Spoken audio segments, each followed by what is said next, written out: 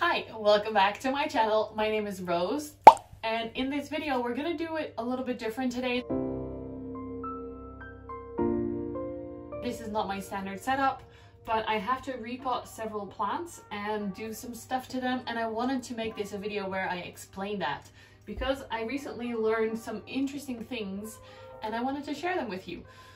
So very different, very all over the place, but all focused on repotting and taking care of your plants. This will involve an alocasia, several Hoya, a philodendron pink princess, and some varicosum. It's like a bouquet of flowers. Yep, I just completely cut up Vicky. She's gonna be okay though, don't worry.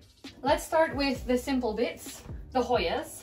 These are the three Hoyas I'm talking about. The last one is a normal carnosa. So we've got a Hoya macrophylla pot of gold, the one with the inside variegation.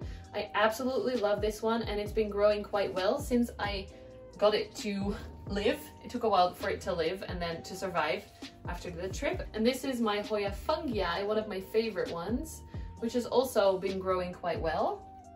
I have to be careful because there are some baby leaves on these and they're so easy to break off. It's really annoying. And then the last one is a Hoya carnosa, regular form. Starting to tendril out a lot as well, as you can see. We need to repot these, but also I wanted to show you how I trellis them, because from what I've read, I've been reading old Hoya newsletters from a Dutch specialist, and he was saying Hoya tendrils only grow leaves if they're growing upwards. And then Ans, my friend from Urban Jungling, her website and her Instagram, she was saying that they will need something to hold on to, whether it's with clips or with their own roots, before they start to really grow leaves. Because that's how Hoyas, these kinds of Hoyas grow in the trees. They'll climb up the branches and hold on to them, and then they'll start to grow leaves. So I've pre-cut these. They're literally bits of garden wire. So there's something metal inside, but mostly it's softer plastic on the outside. And I'm just gonna have these straight up for now because of that thing where if they're growing upwards, they'll start to grow leaves. I don't know if that's true. I'm just experimenting. But as I was getting them ready to just change the trellis, I noticed that they also probably want a little bit more space for the roots. So that's the first step. I've got my repotting tray and my soil mix, just an airy mix, and then some bigger pots.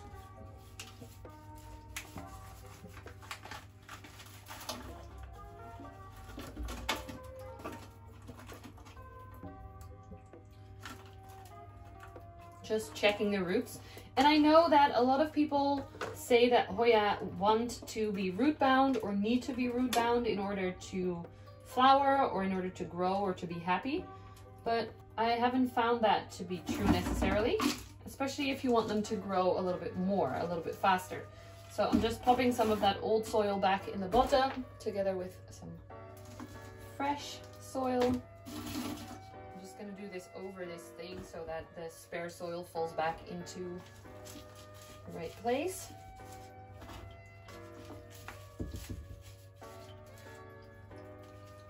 No, hold on.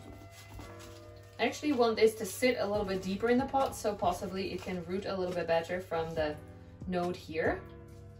I'm just gonna do that. Make sure it's a little bit deeper. Yes, okay. I connected this to the trellis with several different bits. The traditional hair clips and then the bendy iron bits. But my favorite is this, which I learned from Becca de la Plants.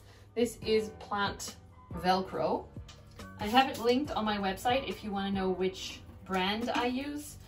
If you go to yogawithrose.com/plants and then scroll down a bit, you will see where I have a link to both my Europe website, which links to the German Amazon, and the American website, where it links to the American Amazon, obviously. Keep in mind, if you don't see anything on that page, it might be your ad blocker because these are Amazon affiliate links. And the good thing about this iron thing is that you can bend it if you need to, because this plant is a little bit bendy. I'm gonna use the Velcro on top because the top part of the plant is the most fragile still.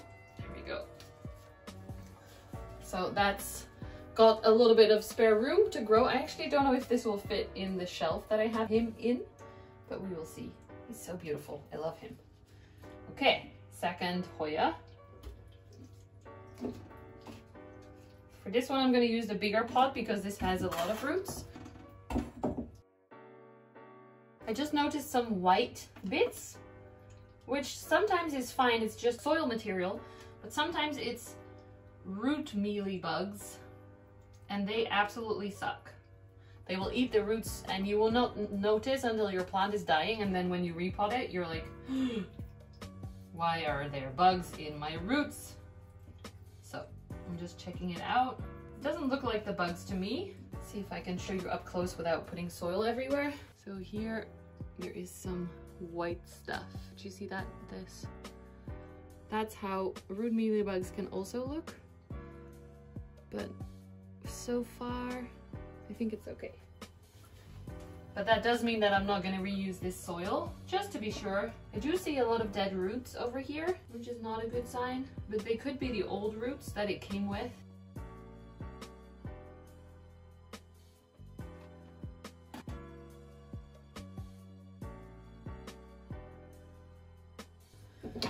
Second one.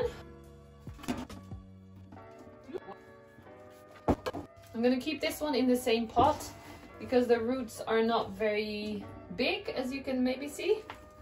So I'm just putting some fresh soil at the bottom, popping this back in. Ooh, not too much, so it doesn't come out of the pot. I hate that when you water a plant and then all the water spills out because there's too much soil in there. It's super annoying. Some fresh soil at the top. Stop whacking me in the face, please. This one is also getting a trellis. But I need to get my Velcro for it. Maybe we could just fold it around. There we go.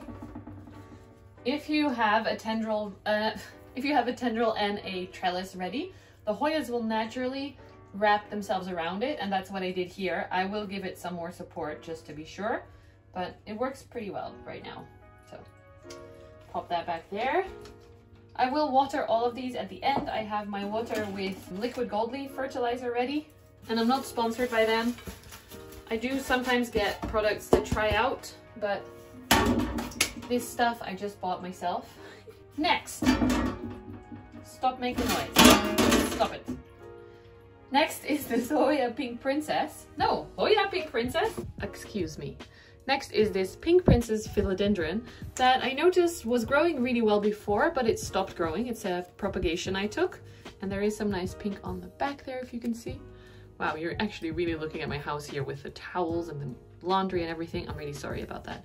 Next time I'll make a nice setup again. So here, as you can see, there's a lot of roots. I rooted this in perlite, and it's actually, there's so much roots already that they're starting to grow upwards. So it's about time to repot this. I had a chat with my perlite expert, because I'm not a perlite expert at all. Her name is Georgia. She's amazing. Check her out on Instagram, plants and things with dots in between and an N. And she suggested that I pot it up in whatever medium I feel comfortable with. So that's going to be soil. Let's take it out first before we decide what kind of pot this wants. I actually would like to reuse the perlite if we can. So.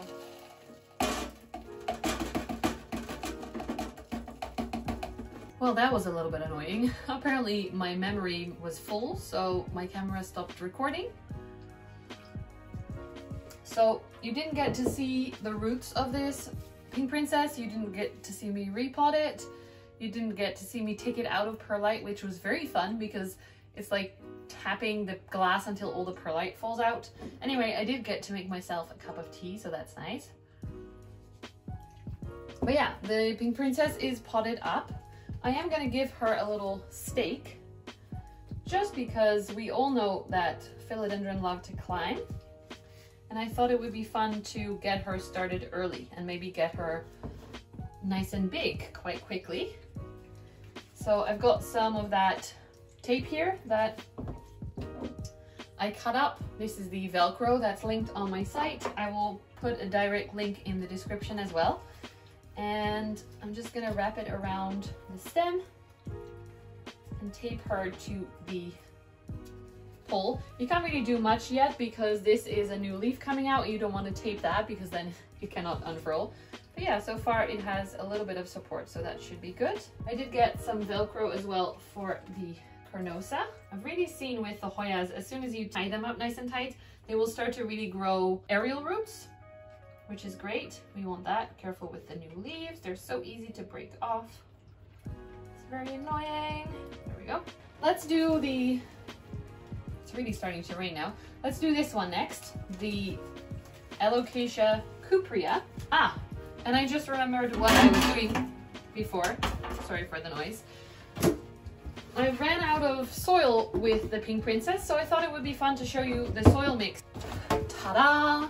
I just mixed the soil. I actually recorded it in a separate video because I've gotten a lot of questions about it, and it's easier if it's not mixed in with other stuff. So we have a fresh batch. We'll get back to planting. Actually, we'll need to adjust the camera. There we go. So there's two more things I want to talk about, and the first is this alocasia cuprea, or actually any alocasias that you have, because I did notice mine are growing stems, as you can see here.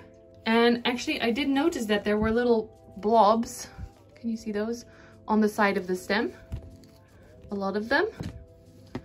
And yes, this one split into two sections. It was one plant, but I started feeding this plant liquid gold leaf fertilizer and it's split into two. So pretty crazy, but very cool as well. But what I learned yesterday from someone on the Instagrams is that if you pot this a little bit deeper in a pot, these little blobs will become little plantlets. You know how they create the little bulbs on the side, and those will become mini plants? If I pot this a little bit deeper, I will be able to get those mini plants because now they're in the dry air and they're not gonna develop probably. So we're gonna repot this and put it a little bit deeper in the soil. I'm gonna be very careful because it has 3 leaves opening right now. This one just opened. This one is about to open, and then here is another one. So we're gonna be very careful. And we're gonna probably need a deeper pot for this one. Let's see, let's look at the roots first. That looks great. Not super root bound, but happy, fuzzy, bright roots. I'm not surprised if there are a few dead roots on this one because I recently repotted it after it had spider mites. Well, recently was like several months ago, but yeah. It wouldn't be surprising if some of those roots didn't like the treatment and died off afterwards. There's also a bit of like rotted bulb here that I'm gonna take off. And roots actually, quite a lot. Maybe I've made this too wet. And there's a little baby blob, yay! I'm just taking off whatever is rotted. Several roots, lots of roots are rotted back here. So apparently down on the stem, the roots have rotted, but then the top roots that are more higher up, they are okay. Ooh, there's not that many roots left, so I have to keep an eye on this one. So these are the roots that are still good on this one. This one has a bit more healthy roots. Wait, I want to show you the little blob down there. Can you see? That's a little blob forming. So that's going to have a long way to go if I pot this deep in to the soil, deeper like I was planning. So I might have to take that off. If we put these together at the same height with the stems, it would look something like this, I guess. You need a deeper pot for sure. I just found this one outside. Just gonna clean it quickly, just in case there were any bugs hiding on the pot. We're just gonna use new fresh soil for this one. This is why it's not practical to do what I just did, but it's fine. We'll manage. So grabbing the plant, popping it in there, making sure it can go down as much as it needs to. Just making a little bit of a bigger hole for the old roots. making sure that the edge of that stem that we had is sitting at the top of the soil in a moment. This is quite a lot bigger of a pot, so I'm going to keep a close eye on this plant because we don't want it to get root rot. I have the luxury that I could place it into my grow tent if I need to, so that it stays happy over winter even in a bigger pot. So I wouldn't recommend doing this if you don't have something like that, because repotting now, if it's necessary, then of course do it, but it might be smart to just wait until spring. But I, in spring, want all of those little plantlets to share with my friends. So it actually looks a lot nicer as well, because now you just see the plant and not that big stem, which looked a little bit funky. Voila, as they would say in France. This is very dirty, but it's okay. I'll clean it up later. For now, we're just gonna let that sit here. Last thing to do is the verrucosum. So I'm gonna clean up this mess once again. Okay, so verrucosum. We've got two different ones. We've got ones without any aerial roots or air layering, and the ones with air layering. Let's start with the simple ones. The ones that aren't air layered, they have not many aerial roots, and I thought it would be fun to make this into a little experiment. Obviously, I'm experimental as balls. So we're just gonna cut these into 1 node cuttings, and I'm gonna try and propagate them in different ways. Just 1 leaf per thingamy.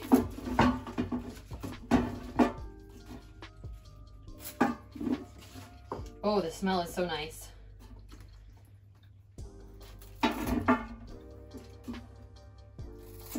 And these actually are some nodes without any leaves. So that's going to be interesting as well. I'm just going to let them dry a little bit, because there's always some liquid that comes out the end. I don't know if you're a beginner or if you're an experienced plant parent, you will already know this, but there's this liquid that comes out. You want to dry them off a little bit. So these are the other ones. There might actually be some fresh spider mites on this. Yay! So that's actually why we're cutting this one up. I'm going to split that so we have it evenly spread out. And then the 3 little node cuttings, I'm just going to let them dry here. The other part of the plant are these beautiful cuttings that I took. And I noticed a while ago, these rooted actually very quickly in the moss, as you can see here. So we're going to try and make some more plants. Here again, I cut some leaves off because of the spider mites. And we're just gonna see how it goes. This one recently opened a new leaf, which is still a little bit floppy, but hopefully that's gonna be okay because it's got some nice roots. And probably it's about ready to get some more moisture, because this looks a little bit dried out, and also get some fertilizer, or nutrients, I should say, that's the right word. So I'm just gonna cut this through here first. Waha! I'm not thinking too much today, as you can probably tell. I'm just going with the flow. I don't know if that's the best way to do it, but I'm doing it. There we go. Here is one more single node cutting. That can go with his friends over there. I wonder if these also rooted. We will see in a moment. This looks so fun. Look. Did you have to learn that in school? We had to learn that in school, or we wouldn't pass PE gym. Okay, let's unwrap these little parcels. This is definitely rooted. See? Definitely nicely rooted. I'm excited about this. I'm normally scared of moss, but with air layering, I get it. It makes sense to me now. I'm so not patient enough to do this correctly, like very carefully. I really respect anyone, any plant parent who does that. You know, I've seen people do it with the tweezers, taking every little strand out. That's not for me, man. So there's roots on all sides. I wouldn't know how to pot this up properly, but the node is here. And as you can see, it doesn't look activated yet, but this looks promising, so I'm happy with that. I don't know what I'm gonna do with all of these verrucosums though.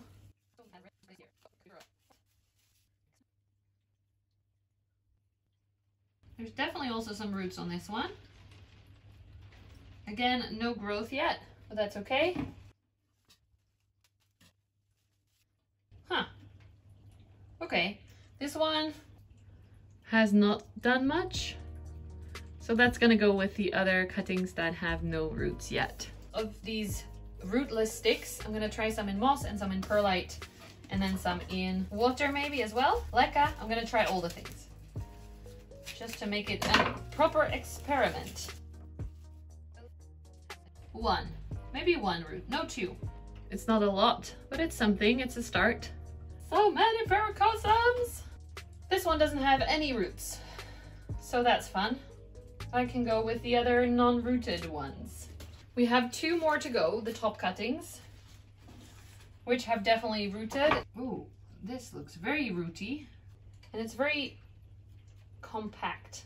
So I'm gonna have to be extra annoyed / extra careful to get the moss out so we can pot it up into soil. I actually get a lot of questions about the care for this plant, and I did make a video about it before, but I didn't realize that for me it's been very easy. She's been a very easy plant to grow, probably because I have the kind that's sold here in the Netherlands in garden centers, and it's some kind of form or whatever that doesn't have the big dents in the leaves, so it's a little bit more flat. The veins are a little bit less yellow.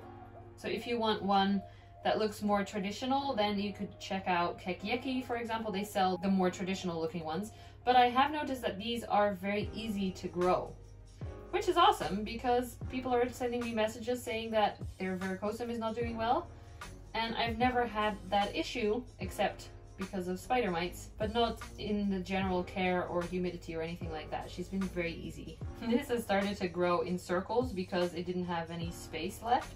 Sorry, little verrucosum. It's fine like that. Last one.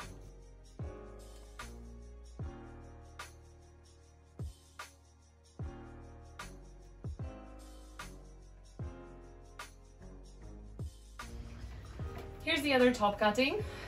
So I guess we're gonna pot these up together. Because this verrucosum is used to moss, I might actually mix some moss into the soil, which is not normally in my mix.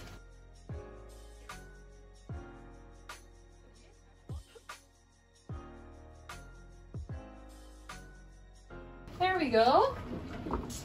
We have this one and this one that are rooted in moss. So I guess we're gonna grow them in moss and see what happens. Some for water. I'm gonna pop in with the monsteras. We're gonna do a few in water. How about these 3? And then we'll do these in, I don't know, they don't have anything yet. So we can try them in soil, but I don't think that will work very well. All these stems are gonna go either in perlite or in moss or soil. What shall we do? Tell me what you would do. By the time you message me, I will have already done what I think is best. But still, I would appreciate your feedback and your experience. This leaf is very annoying. I'm gonna cut that off. Because this has some damage from spider mites already anyway. Yeah, we're throwing it out. I definitely see spider mite damage on those leaves, so they're not pretty anymore anyway. If you look here, you can maybe see it over there. There's some spider mite damage. And then this one is very clear. Spider mite damage there. So I'm gonna cut these leaves off and just keep the little stems. Or would that set the plant back? I'm thinking with the leaf it would be able to process easier because it's got the green leaves, so the chlorophyll, so it can eat. But then it also takes a lot of moisture and energy to keep those leaves happy. So I'm definitely cutting them off. Just took you through my brain process right there. I guess I'm doing that for all of them because all the leaves are damaged. These have the same, but since I'm gonna do them in water, it will be quite practical to have the leaves on there so that it can kind of hang, I think. So I'm gonna leave these on. I like to reuse plastic things. And when I'm popping these in, I make sure that the part where the growth would be is facing up. Some for the perlite propagation. So this is gonna live in my terrarium or tent on a heat mat, probably with a little cover of plastic. And then I have another one. This is turning into a long video. I'm sorry about that. I hope you're enjoying.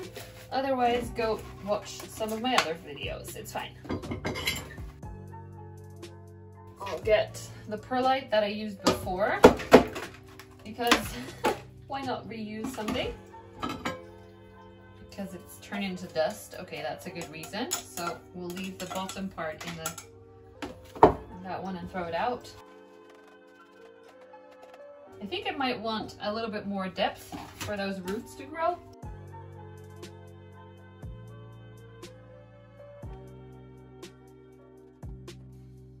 Some fresh perlite. Remember, if you are using perlite, that the dust that comes off it is not great for you. So try and not breathe it in or wear a mask or something. Just making it wet, pouring out the water. I really don't like wet perlite because it sticks to everything like this. Popping these onto perlite. There we go. I'm gonna cover this with plastic and pop it on a heat mat. That's it. Whoa, I can't believe that's all my chores done. All that I have to do now is water my plants with my beautiful fertilized water and then clean up this huge mess. Thank you so much for watching. I hope you enjoyed this very random combination of things. If you enjoyed, please leave a thumbs up to this video and comment, and I will see you in the next video. Thank you so much. Ooh, don't forget to subscribe if you haven't already. I would really appreciate it. Bye!